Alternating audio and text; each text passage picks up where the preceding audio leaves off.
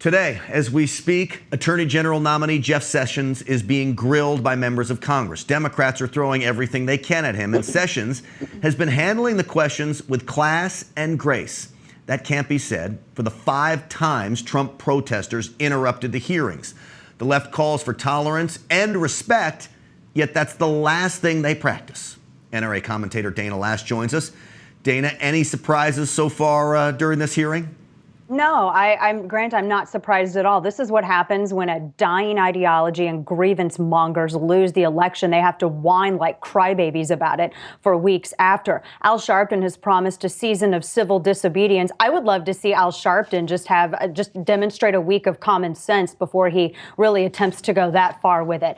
Look, I'm not shocked by any of this. Jeff Sessions is a threat to a politicized Department of Justice. The DOJ has been weaponized. It has been used to go after individuals. We all remember how the DOJ went after the press, how they went after, I told you this yesterday, Associated Press reporters, a number of other individuals, how they allowed for voter fraud and inflated fraud to take place on voter rolls across the country, how they wouldn't prosecute a lot of cases that really deserve the DOJ's attention. Jeff Sessions is a threat to this. Also, Jeff Sessions upholds that recognition. He did as AG of Alabama. He'll do it as AG here at the United States of America, as Chris Cox said. He's going to uphold that recognition, the federal recognition that our right to bear arms doesn't just stop at a state line. And this is something that goes across all of the United States, which is why I'm happy to see national reciprocity. And I'm going to tell you something, too, Grant. I'm getting pretty damn tired of these racial accusations going up against Jeff Sessions,